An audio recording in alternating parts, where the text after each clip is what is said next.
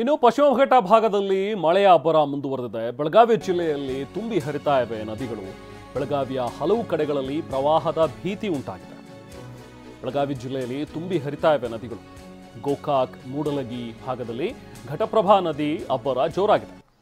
So ಹಾಗಾಗಿ ಈ ಘಟಪ್ರಭಾ ನದಿ ಪ್ರವಾಹಕ್ಕೆ ಮತ್ತೊಂದು ಸೇತುವೆ ಕೂಡ ಜಲಾವೃತವಾಗಿದೆ. ಕಮಲದಿನ್ನಿ ಗ್ರಾಮದ ಹೊರವಲಯದಲ್ಲಿರುವಂತಹ ಸೇತುವೆ ಇದು. ಈ ಮೂಡಲಗಿಯ ಕಮಲದಿನ್ನಿ ಮತ್ತು ಹುಣಶ್ಯಾಳಗೆ ಸಂಪರ್ಕ ಕಲ್ಪಿಸುವಂತಹ ಸೇತುವೆ ಇದು. ಆ ಮುಳುಗಿದ ಸೇತುವೆ ಮೇಲೆ ಜನ ಈಗ ಆ ಕಡೆಯಿಂದ ಈ ಕಡೆ ಹೋಗಬೇಕು ಅಂತ ಹೇಳಿದ್ರೆ ಪಾಪ ಅಲ್ಲೇ ಆ ಸೇತುವೆ ಮೇಲೇ ಹೋಗ್ತಾ ಇರುವಂಥ ದೃಶ್ಯಗಳು ನೋಡಿ. ಇದು ಅಪಾಯ. ಇದು ಬೈಕ್ ಸವಾರಿ ಮಾಡ್ತಾ ಇದ್ದಾರೆ, ಹಾಗೆ ನಡ್ಕೊಂಡು ಹೋಗ್ತಾ ಇದ್ದಾರೆ. ಬಟ್ ಯಾವುದೇ ಕ್ಷಣದಲ್ಲಿ ಏನು ಬೇಕಾದ್ರೂ ಅಪಾಯ ಸಂಭವಿಸ್ಬೋದು. ಬಟ್ ವಿಧಿ ಇಲ್ಲ, ಹೋಗಲೇಬೇಕು ತಮ್ಮ ಕೆಲಸಗಳನ್ನು, ದೈನಂದಿನ ಕೆಲಸಗಳನ್ನು ಮಾಡ್ಕೊಳ್ಳೋದಕ್ಕೆ ಅಂಥೇಳಿ ನೋಡಿ. ಅದರಲ್ಲೇ ಜನ ಪಾಪ ರೈತರು ಇಲ್ಲಿಂದ ಅಲ್ಲಿಗೆ ಸಾಗಾಟ ಮಾಡ್ತಾ ಇರುವಂತಹ ದೃಶ್ಯಗಳು. ಆ ಮುಳುಗಡೆ ಆಗಿರುವಂಥ ಸೇತುವೆ ಮೇಲೆ ಓಡಾಡ್ತಾ ಇದ್ದಾರೆ. ಅಕ್ಕಪಕ್ಕದ ನೀರಾವರಿ ಪಂಪ್ ಸೆಟ್ಗಳು ಕೂಡ ಜಲಾವೃತ ಆಗಿಬಿಟ್ಟಿದೆ. ನದಿ ತಟದಿಂದ ಪಂಪ್ ಸೆಟ್ಗಳನ್ನು ತೆರವು ಮಾಡೋದಕ್ಕೆ ಜನ, ಅಲ್ಲಿನ ರೈತರು ಹರಸಾಹಸ ಪಡ್ತಿದ್ದಾರೆ. ಸುಂದೋಳಿ ಮತ್ತು ಕಮಲದಿನ್ನಿ ಗ್ರಾಮದ ಎರಡು ಪೂಲಗಳು ಜಲಾವೃತವಾಗಿವೆ ಸಂಪೂರ್ಣವಾಗಿ.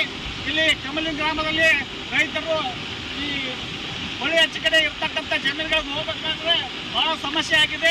ದನಗಳಿಗೆ ಮೇವು ತರಬೇಕಾದ್ರೆ ಬಹಳ ಸಮಸ್ಯೆ ಆಗಿದೆ. ಪ್ರತಿ ವರ್ಷ ಇದೇ ತರ ನದಿಯು ಒಂದು ಪೂಲಗಳನ್ನು ಕಟ್ ಮಾಡಿ ನಮ್ಮ ಜನರಿಗೆ, ರೈತರಿಗೆ ತೊಂದರೆ ಮಾಡ್ತಕ್ಕಂಥ ವಿಷಯ ಆಗಿದೆ. ಇವತ್ತು ನೋಡ್ಬೋದು ಇಲ್ಲಿ. ಇನ್ನು ಹಾವೇರಿ ಜಿಲ್ಲೆಯಲ್ಲೂ ಕೂಡ ಇದೇ ಥರದ ಪರಿಸ್ಥಿತಿ. ಇಲ್ಲೂ ಕೂಡ ವರದಾ ನದಿಯ ಆರ್ಭಟ ಜೋರಾಗಿದೆ. ಕಳಸೂರು ಬಳಿ ಬ್ರಿಡ್ಜ್ ಕಮ್ ಬ್ಯಾರೇಜ್ ಜಲಾವೃತ ಆಗಿಬಿಟ್ಟಿದೆ. ನೀರಿನ ನಡುವೆ ಸಿಲುಕಿ ಇಬ್ಬರು ಯುವಕರು ಪರದಾಡಿದ್ದಾರೆ. ಜಲಾವೃತವಾದಂತಹ ಸೇತುವೆ ದಾಟೋದಕ್ಕೆ ಹೋಗಿ ಅವಾಂತರ ಆಗಿದೆ. ಇಲ್ಲಿ ಅಪಾಯ ಇದೆ ಅಂತ ಗೊತ್ತಿದ್ರೂ ಕೂಡ ಹೋದ್ರು ದಾಟೋಣ ಅಂಥೇಳಿ. ಆದರೆ ಮಧ್ಯದಲ್ಲಿ ಸಿಕ್ಕಾಕೊಂಡಿದ್ರು. ಅದೃಷ್ಟವಶಾತ್ ಕೂದಲೆಳೆ ಅಂತರದಲ್ಲಿ ಇಬ್ಬರು ಪಾರಾಗಿದ್ದಾರೆ.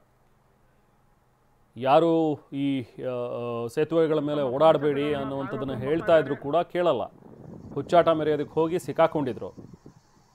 ಹೆಂಗೋ ಅದೃಷ್ಟ ಚೆನ್ನಾಗಿತ್ತು, ಬಚಾವಾಗಿ ಬಂದಿದ್ದಾರೆ ಇಬ್ಬರು.